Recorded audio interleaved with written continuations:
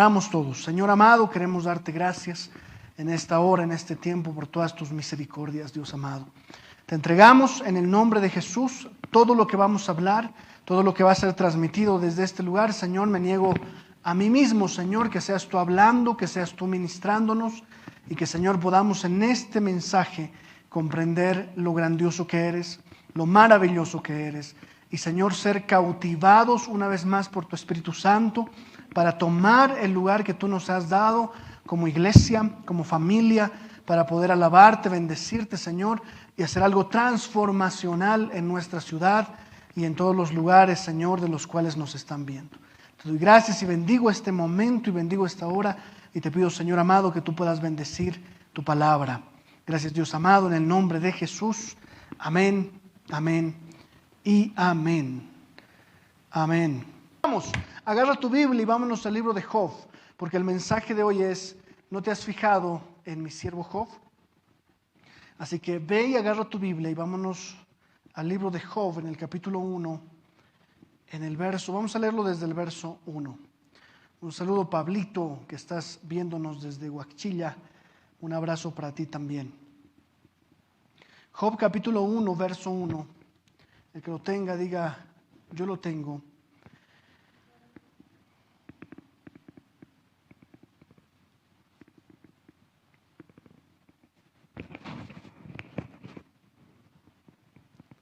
Job capítulo 1, verso 1 dice: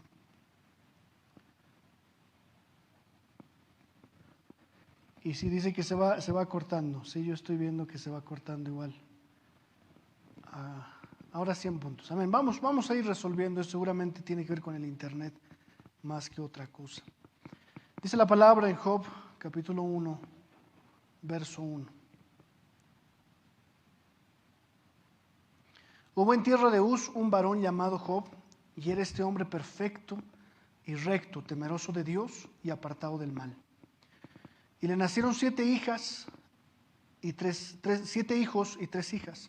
Su hacienda era de 7,000 ovejas, 3,000 camellos, 500 yuntas de bueyes, 500 asnas y muchísimos criados. Y era aquel varón más grande que todos los orientales. E iban sus hijos y hacían banquetes en sus casas, cada uno en su día, y enviaban a llamar a sus 3 hermanas para que comiesen y bebiesen con ellos. Y aconteció que, habiendo pasado en turno los días del convite, Job enviaba y los santificaba, y se levantaba de mañana y ofrecía holocaustos conforme al número de todos ellos, porque decía Job: quizá habrán pecado mis hijos y habrán blasfemado contra Dios en sus corazones. De esta manera hacían todos los días. Quiero que entendamos la primera parte. El libro de Job, en el capítulo 1, del verso 1 al verso 5, nos habla acerca de Job, nos habla acerca de este varón llamado Job. Nos habla acerca de la prosperidad que él tenía, nos habla de la fiesta en la cual vivían sus hijos constantemente. Nos habla de una persona que tenía prácticamente todo, que era perfecto y recto, no tenía ganancias que habían sido recogidas con maldad, sino que era un hombre justo, un hombre recto, perfecto, pero que tenía muchas bendiciones. Tenía hijos, tenía criados, y el libro de Job nos da una narración del versículo 1 al 5 de la riqueza que tenía Job y de la capacidad que tenía inclusive en su oración y en su meditación. No era un hombre ajeno a dar holocausto al Señor, no era un hombre ajeno al culto, no era un hombre ajeno delante del Señor a blasfemarlo, sino todo lo contrario, era un hombre piadoso. Si tuviéramos que agarrar un poquito la historia de Job y traerla a nuestro tiempo, sería un hombre en el cual nosotros veríamos absoluta prosperidad. Próspero en todas las cosas y bendecido en todas las cosas. Job era un hombre que no necesitaba, y la Biblia no nos cita un momento en la vida de Job, inclusive que haya mentira o engaño, sino un hombre perfecto y recto. Y en ese momento el libro corta la vida de Job, solo nos narra un poquito hasta el 5 y nos lanza a un episodio celestial, a un episodio que vamos a revisar el día de hoy y estoy seguro va a sorprenderte. En el verso 6 dice: un día vinieron a presentarse delante de Jehová los hijos de Dios, entre los cuales vino también Satanás. Y dijo Jehová a Satanás: ¿de dónde vienes? Respondiendo Satanás a Jehová, dijo: de rodear la tierra y andar por ella. Y Jehová dijo a Satanás, y aquí está la palabra del mensaje. ¿No has considerado a mi siervo Job, que no hay otro como él en la tierra, varón perfecto y recto, temeroso de Dios y apartado del mal? Respondiendo Satanás a Jehová dijo: ¿acaso teme Job a Dios de balde? ¿No le has cercado alrededor a él y a su casa y a todo lo que él tiene? Al trabajo de sus manos has dado bendición, por tanto sus bienes han aumentado sobre la tierra. Pero extiende ahora tu mano y toca todo lo que él tiene, y verás si no blasfema contra ti en tu misma presencia. Dijo Jehová a Satanás: he aquí todo lo que tiene está en tus manos, solamente no pongas tu mano sobre él. Y salió Satanás de delante de Jehová. Y nos narra lo que sucede después, ya en la vida de Job. Dice: y un día aconteció que sus hijos e hijas comían y bebían. Vino en casa de su hermano el primogénito. Vino en la casa de su hermano el primogénito. Y vino un mensajero a Job y le dijo: estaban arando los bueyes y las asnas paciendo cerca de ellos. Y acometieron los sabeos y los tomaron y mataron a los criados a filo de espada. Solamente escapé yo para darte la noticia. Y empieza la tragedia. Pero vamos un poquito más atrás a ver la conversación de Satanás con Dios. El primero que menciona a Job no es Satanás. El primero que menciona a Job es Dios. Y Dios dice: ¿no te has fijado en mi siervo Job? ¿Dónde estaba Satanás? Paseando por la tierra, andando en la tierra. Y le dice: ¿no has visto a mi siervo Job? No hay uno como él en la tierra, no hay otro como él en la tierra. Y él empieza a reclamarle a Dios, Satanás, de las riquezas que tenía Job. Claro, es un hombre bueno porque todo le ha salido bien. Es un hombre bueno porque le has dado mucho dinero, le has dado familia, le has dado todo lo que él quería. Pero si pones tu mano y quitas estas cosas, yo te aseguro que va a blasfemar contra ti. Esta pregunta, ayer cuando preparaba este mensaje me llamaba mucho la atención, el pensar que se puede hablar en los cielos de hombres en la tierra. Y definitivamente es así. Yo creo que Dios habla y piensa en su iglesia. En este tiempo de caos, en este tiempo de crisis, Dios está pensando puntualmente en tu casa, puntualmente en tu vida. ¿Por qué? Porque Él sabe la situación por la que estamos pasando y la fidelidad que tengamos o no. Y el momento en el cual tal vez nosotros también seamos empujados como Job a perderlo todo. Y esta no es una palabra profética porque sería una palabra profética muy dura. Pero tal vez nosotros seamos empujados muchas veces a perder. ¿Nunca te has puesto a pensar que el cristiano muchas veces pierde? Y eso es una verdad bíblica. Los cristianos, no siempre, pero muchas veces perdemos.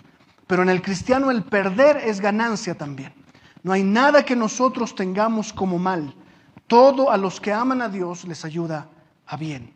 Todo lo que pueda venir a nuestra vida es para un bien. Pero en ese momento me hace pensar la relación que podemos tener nosotros si realmente Satanás viniera a tocar nuestra vida. Vamos a usar 3 cosas ahora. Vamos a ver lo primero. Vamos a hacer 3 preguntas. Y en estas 3 preguntas vamos a encontrar el mensaje. La primera pregunta que vamos a hacer es: ¿en qué sentido puede Satanás considerar al pueblo de Dios? ¿Cómo es que Satanás nos considera a nosotros los creyentes? ¿Cómo somos considerados delante de Satanás? Y solo imagínate que Él estaba antes que nosotros, que Él estaba antes de nosotros en un lugar de mucha altura, de mucha autoridad. Y que después, cuando ya Satanás se rebeló contra Dios, Dios le dio las llaves del reino a la iglesia. Se las quitó a Satanás y se las dio a la iglesia. Entonces, la consideración de Satanás sobre la iglesia, y tú lo sabes, no es sorpresa para nosotros, saber que Él nos considera como enemigos de su reino. Los creyentes somos enemigos del reino de Satanás. Hago un paréntesis aquí para hablar del tiempo postrero. Tú sabes que se está hablando mucho acerca del anticristo y de que el anticristo ya se está preparando y que nos van a poner una vacuna en este proceso, y ese va a ser el 666, y mucho se habla de este tema.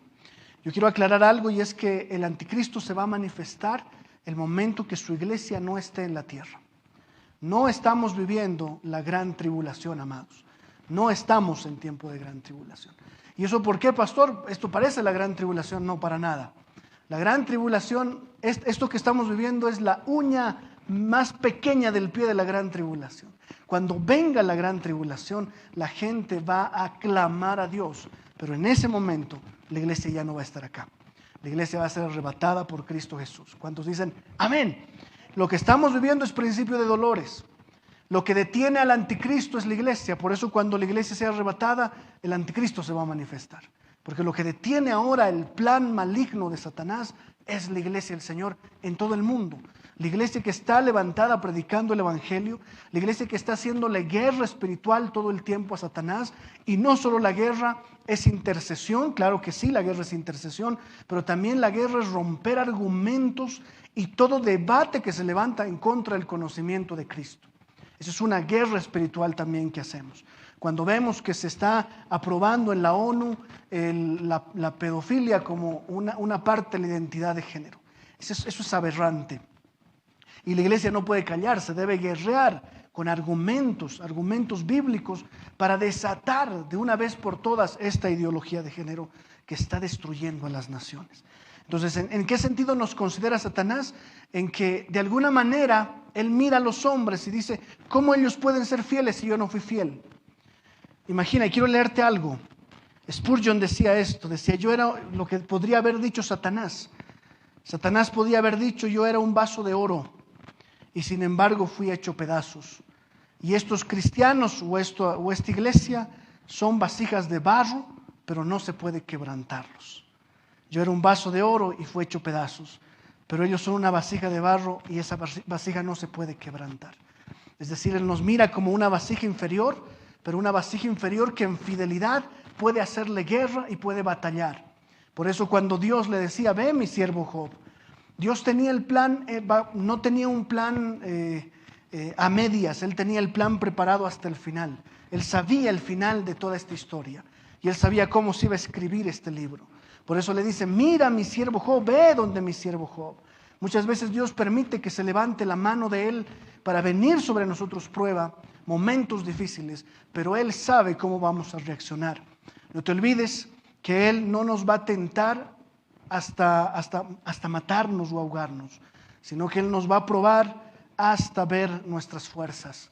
Nunca nos da una prueba más allá de nuestras fuerzas o algo que nosotros no podamos manejar. No dudemos que el pueblo de Dios es especialmente, son eminentes guerreros en contra del reino de Satanás. Hoy más que nunca, iglesia, lo que va a detener este fuego sobre las naciones es la iglesia. Lo que va a hacer que esta pandemia desaparezca siempre tiene que ver con la iglesia.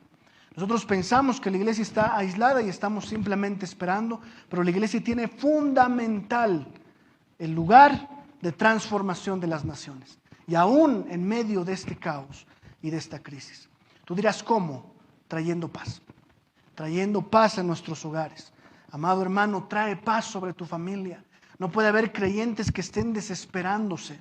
Debes traer paz, paciencia, benignidad sobre tu familia para que ellos no tengan temor y crezcan. La iglesia tiene que transmitir la paz de Dios que sobrepasa todo entendimiento.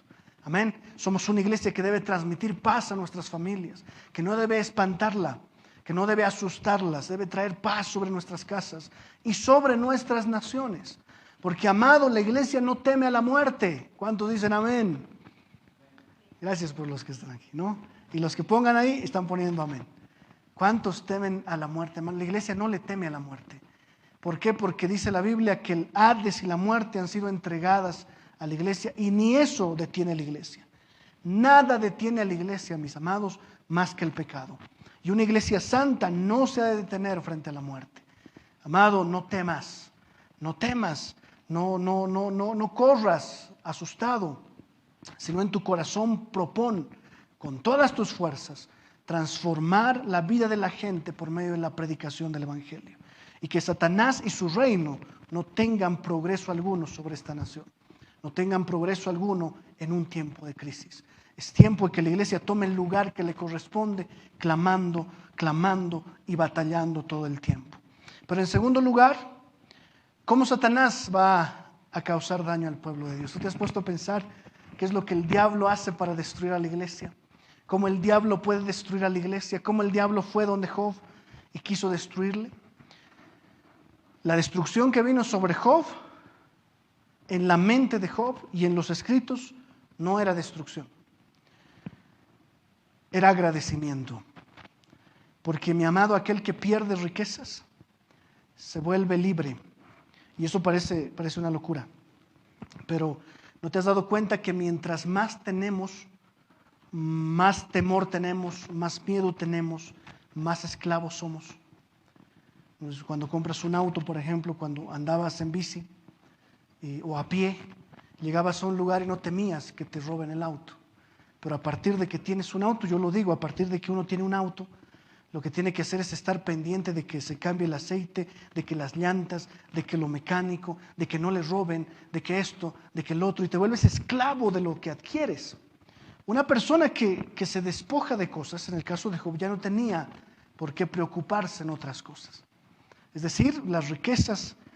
Rico es aquel que más necesita, no aquel que menos tiene.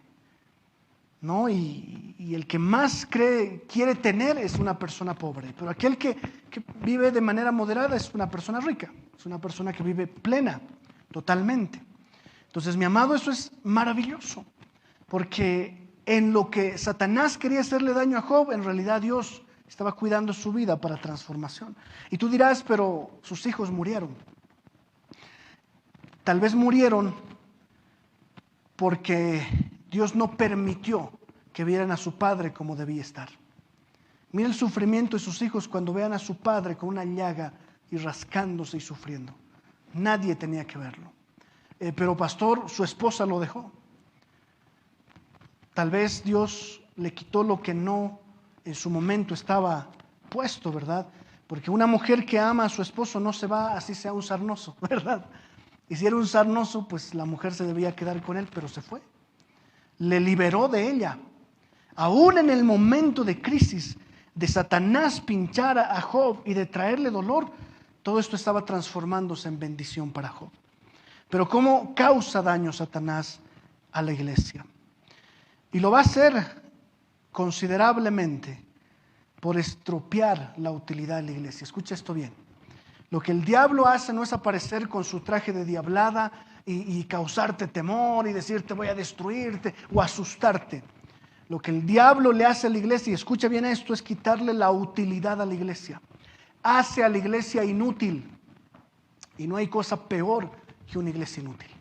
No hay cosa peor que un cristiano inútil, perdón la palabra, pero le quita la utilidad al creyente. Cómo el miedo paraliza a la iglesia y le quita la utilidad que la iglesia tiene que tener en este tiempo de crisis. La iglesia debe ser útil en el tiempo de crisis y en el tiempo de no crisis. Pero el diablo lo que hace es quitarle la utilidad, estropear su utilidad. En los libros o en el trabajo o en la sana recreación, siempre quiero estar ocupado. Pues Satanás también encuentra siempre algún mal que hagan las manos desocupadas. Escuché al autor.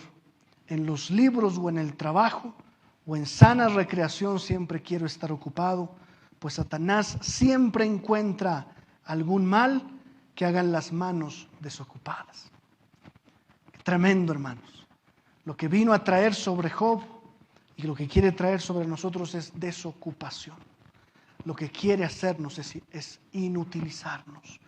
Es hacer que la iglesia esté más pendiente de cosas que no tienen sentido. Que estemos más pendientes de cosas que al final no tienen relevancia ni tienen trascendencia. La iglesia es una iglesia trascendente. Amado, nosotros no solo en la tierra estamos haciendo obra. La obra de la iglesia es trascendente. Di conmigo ahí en tu casa o escríbelo. La iglesia es trascendente. La iglesia trasciende el cielo y trasciende la muerte. Por eso hay un poder en el creyente que trasciende inclusive en la muerte. O dime tú si no ha muerto algún creyente y ha hecho que inclusive gente por su vida de fe se convierta al Señor. Es decir, vencemos la muerte, somos trascendentes. Lo que hace el diablo entonces es inutilizar a la iglesia.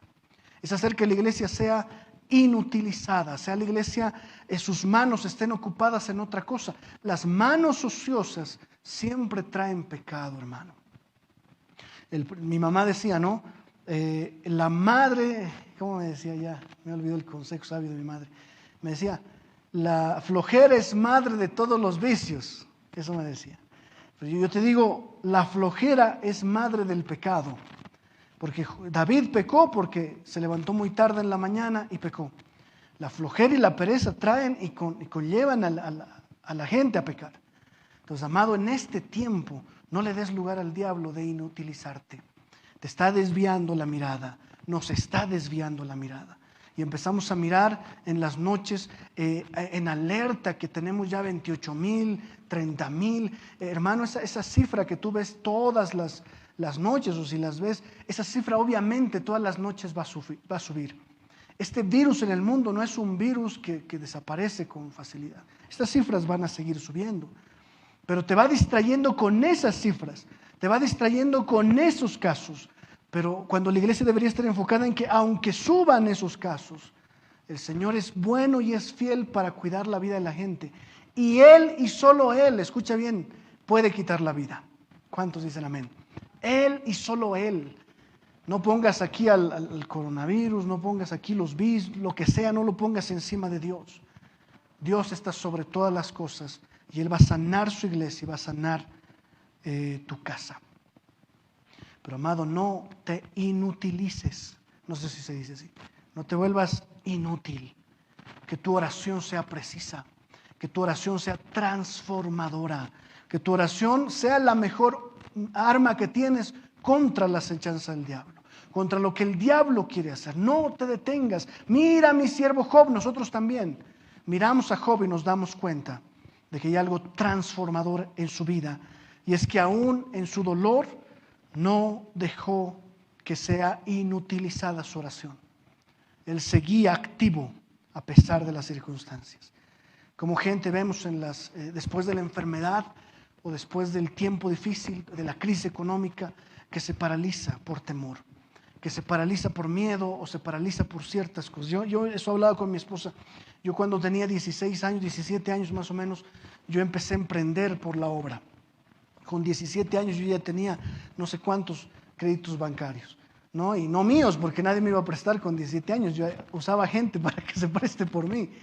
¿Pero para qué? Para la obra. Empecé a emprender para ayudar a los niños. Hice un centro de niños, hice otras cosas y me salía, llenaba, entregaba, sumamente activo.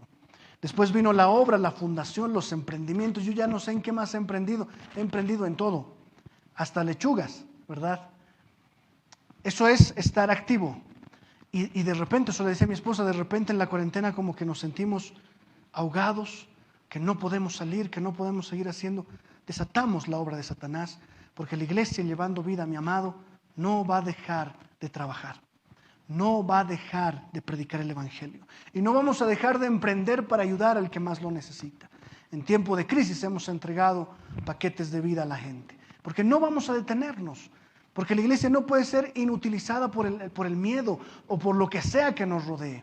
No solo el miedo nos paraliza la economía, nos paraliza, nos paraliza todo. Pero al final es el plan del diablo paralizar a su iglesia o callar a su iglesia.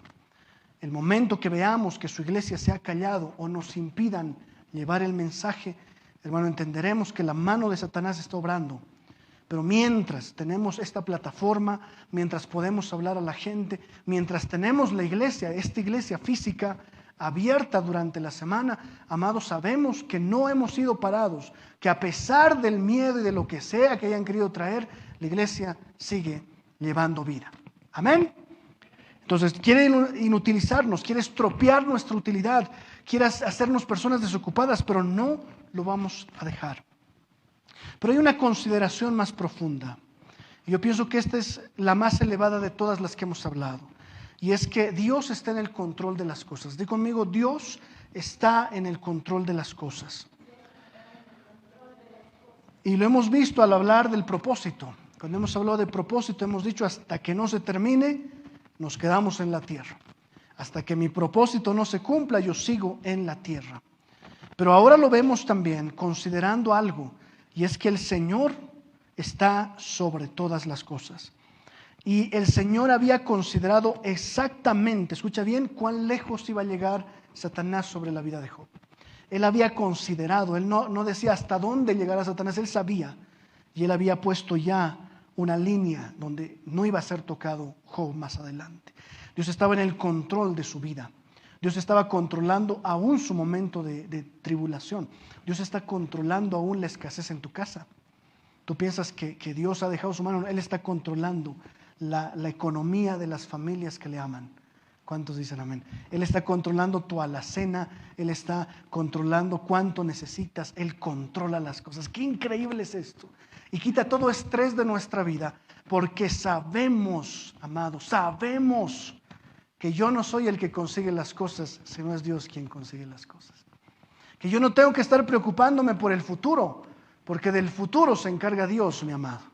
El pasado ya es historia.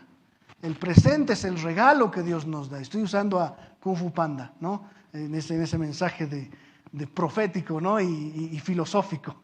El presente es un regalo, el futuro es un misterio, dice, ¿no? La tortuguita de Kung Fu Panda. Pero para nosotros el futuro está en manos de Dios.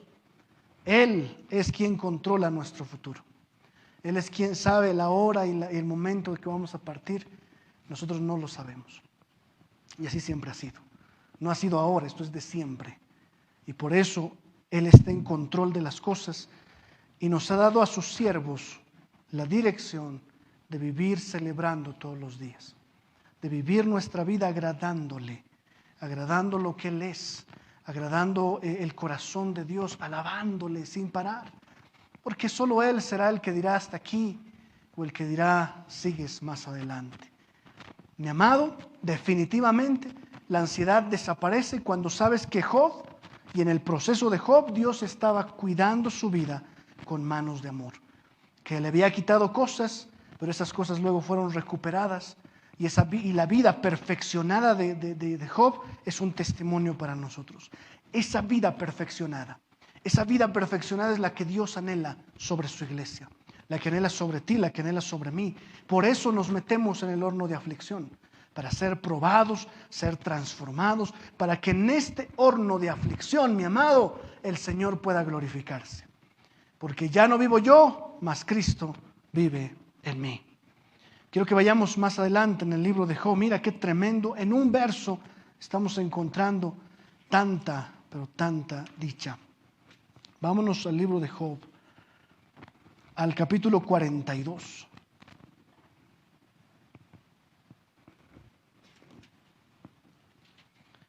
Job capítulo 42, verso 1.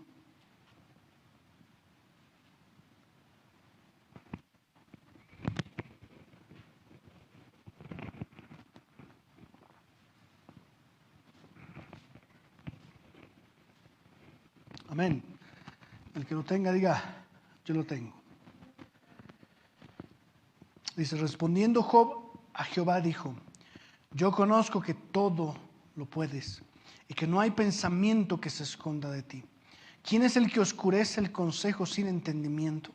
Por tanto yo hablaba lo que no entendía, dice Job, porque ese horno de aflicción, mi amado, nos hace hablar, nosotros no nos damos cuenta. Mira, yo llevo ya 11 años como pastor, 11 años, no es mucho, para muchos es poco. Como predicador muchos más, pero como pastor 11 años. Y me acuerdo los primeros años, yo quisiera encontrar las grabaciones de esos primeros años como pastor, diciendo cada cosa, hermano. Me imagino que muchas muy bíblicas, pero también me imagino que muchas no tanto. Y el Señor ha ido guiando mi vida en un proceso de 11 años, para que hoy yo te diga que lo mejor y la mejor escuela que tengo es el sufrimiento. Que la mejor escuela para el creyente es el sufrimiento. Aprendemos en el sufrimiento a amar. Aprendemos en el sufrimiento a crecer. El sufrimiento nos enseña a valorar, ¿verdad? Entonces, él decía otras cosas que yo hablaba sin entender, pero ahora entiendo. Ese horno de aflicción al cual Satanás, Dios había permitido que Satanás lleve a Job, Satanás ni se le imaginaba lo que vendría después. Y era un Job transformado. Era un Job que decía, hablaba lo que no entendía, pero ahora entiendo. Cosas demasiado maravillosas para mí que yo no comprendía. Oye, te ruego y hablaré. Te preguntaré y tú me enseñarás. De oídas te había oído, mas ahora mis ojos te ven. Por tanto me aborrezco y me arrepiento en polvo y ceniza. Y aconteció después de que habló Jehová estas palabras a Job, Jehová dijo a Elifaz, temanita, mi ira se encendió contra ti tus dos compañeros porque no habéis hablado de mí lo recto como mi siervo Job. Ahora pues, tomaos 7 becerros y 7 carneros E id a mi siervo Job y ofreced holocausto por vosotros, y mi siervo Job orará por vosotros, porque de cierto a él atenderé para no trataros afrentosamente. Quiero hacer un paréntesis acá. Muchas veces lo que hace la iglesia es agarrar al que sufre y consolarlo. Y eso está muy bien. Pero muchas veces el que sufre el día de mañana es el que clama por los que no sufren. Porque aquí Job era el que sufría y los amigos estaban alrededor cuestionando, y de repente ellos estaban sanos. Y Dios les dice que Job, mi siervo, ofrezca holocausto por ustedes, porque ustedes ya no los escucho, lo voy a escuchar a él. Mi amado, nunca critiquemos el dolor. Nunca justifiquemos tampoco el dolor. La gente piensa que el pecador sufre. Y eso ha sido por lo menos en la escuela que yo he tenido por muchos años, decían, es que está sufriendo porque ha pecado. Y no hay cosa más alejada de la verdad, que aunque sí hay gente que sufre por su maldad, hay gente que sufre por su propósito. Y lo que la iglesia tiene que hacer es en ese propósito levantarlo, porque en la enseñanza que esa persona traiga en su tribulación, la iglesia es edificada. La iglesia es edificada. La gente que ha pasado tribulación edifica a la iglesia, porque ha pasado por el horno de fuego, porque ha pasado por el momento difícil. Y esa persona luego bendice la iglesia. Entonces, hoy celebremos de alguna manera, si es necesario disfrutar o celebrar, disfrutemos y celebremos el momento de tribulación, porque sabemos que cuando salgamos de la leve tribulación, siempre momentánea, el Señor nos ha de dar más luces, nos va a dar mejor perspectiva, y vamos a reunirnos un día, hermanos, en esta iglesia, si el Señor así lo permite, y vamos a decir, de oídas yo lo había oído, pero ahora mis ojos lo ven. Porque después de que todo esto ha pasado, he entendido que es cristianismo.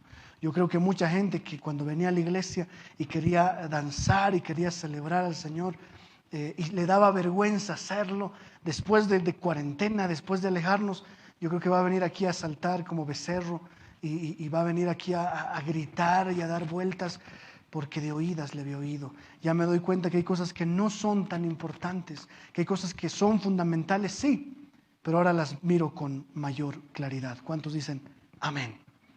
Y sigo abajo, dice el verso 10, vámonos al verso 10, dice: y quitó Jehová la aflicción de Job cuando él hubo orado por sus amigos, y aumentó el doble todas las cosas que habían sido de Job. Y vinieron a él todos sus hermanos y todas sus hermanas, y todos los que antes le habían conocido, y comieron con él pan en su casa, y se condolieron de él, y le consolaron de todo aquel mal que Jehová había traído sobre él. Y cada uno de ellos le dio una pieza de dinero y un anillo de oro. Y bendijo Jehová el postrer estado de Job más que el primero, porque tuvo 14,000 ovejas, 6,000 camellos, 1,000 yuntas de bueyes y 1,000 asnas. Y tuvo 7 hijos y 3 hijas. Llamó el nombre la primera Yemima, y el segundo Sesia, y el tercero Keren-Japuc.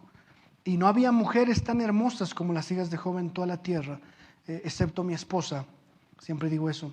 Y les dio su padre herencia entre sus hermanos. Después de esto vivió Job 140 años, y vio a sus hijos y a los hijos de sus hijos hasta la 4ª generación, ¿no?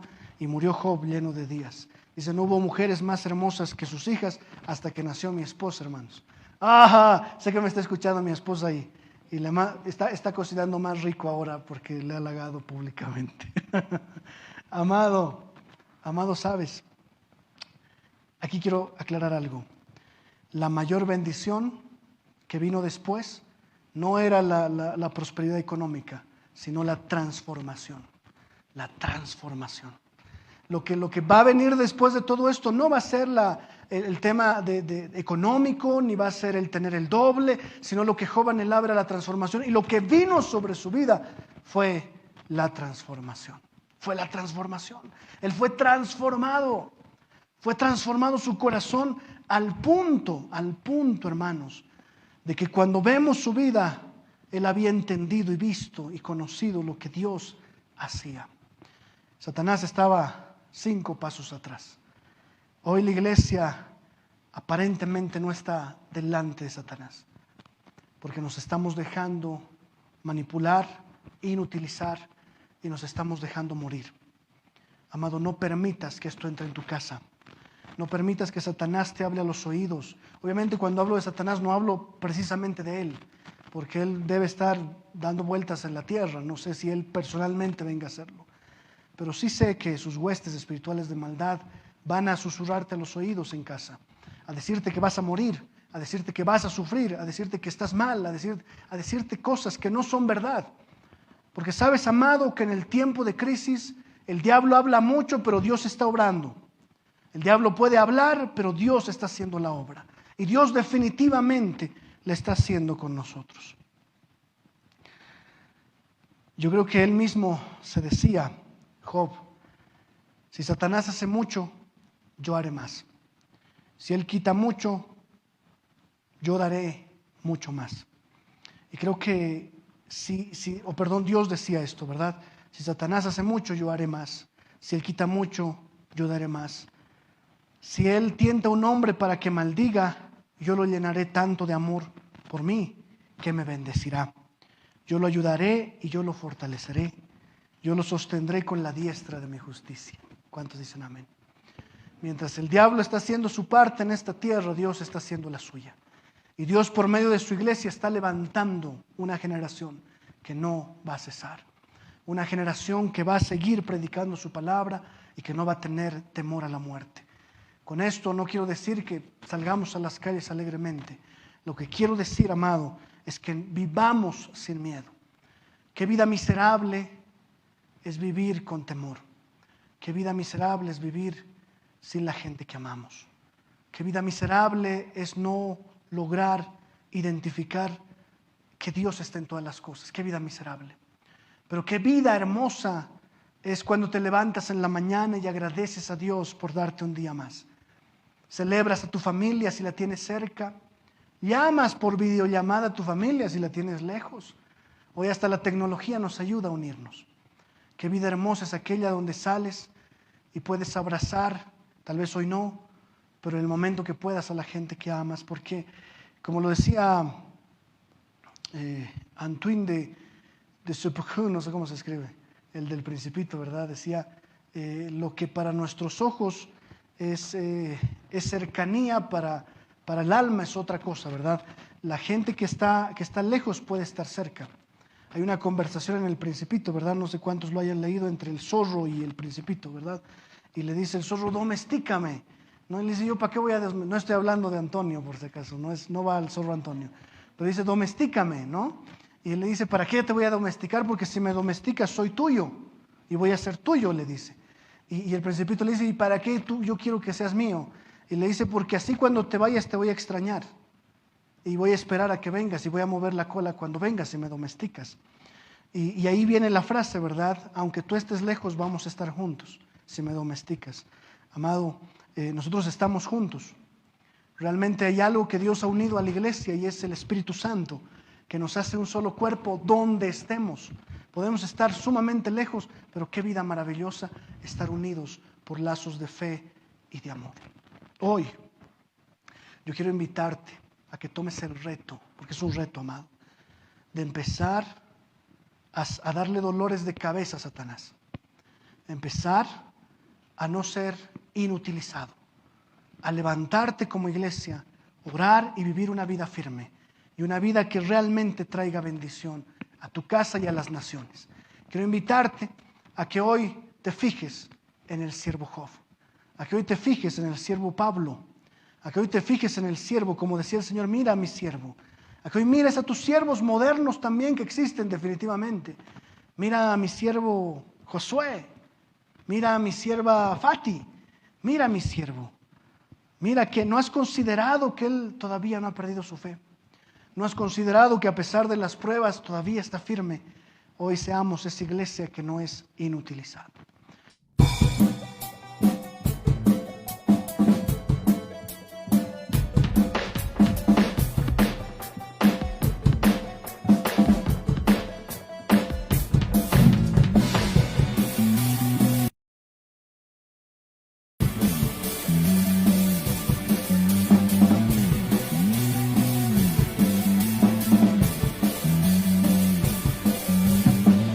Levantamos un clamor.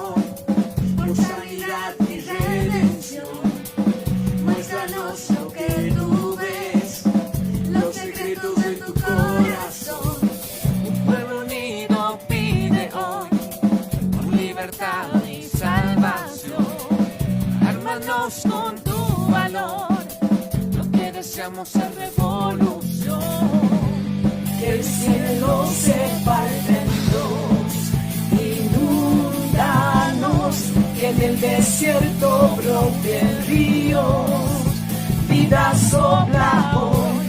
Hosana, Rey de salvación, Hosana, Dios altísimo, Hosana, Jesucristo, Jesucristo es Rey. Hosana, Rey de salvación, Hosana, Dios altísimo, Hosana, Jesucristo, Jesucristo es Rey.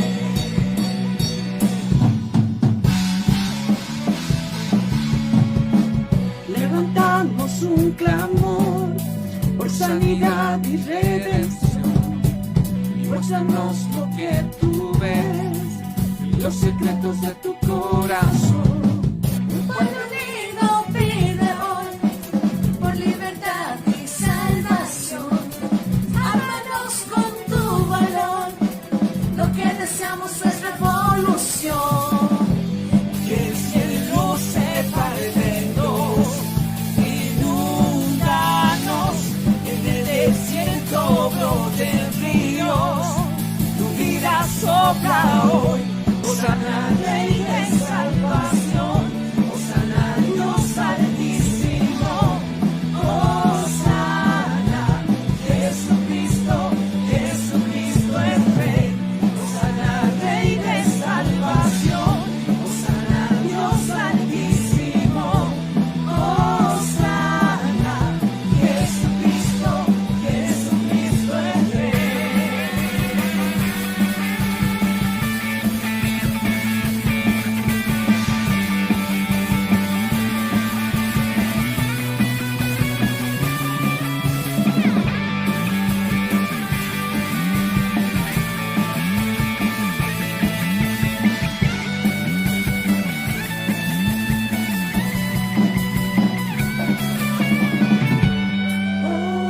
Hosana, Hosana, Hosana al Rey. Hosana, Hosana, Hosana al Rey. Hosana, Hosana, Hosana al Rey.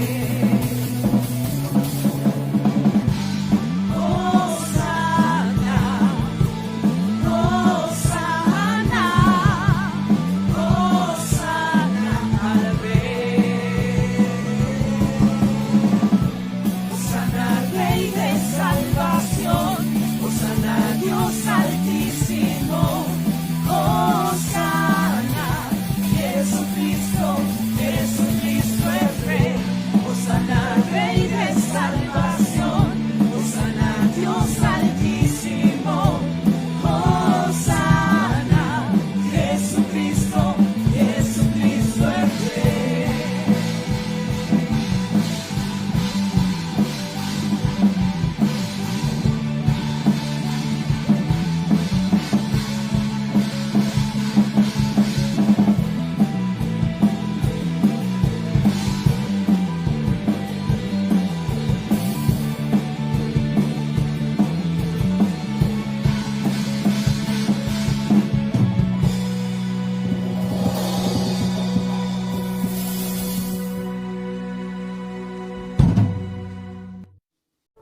Somos Llevando Vida, visión de restauración.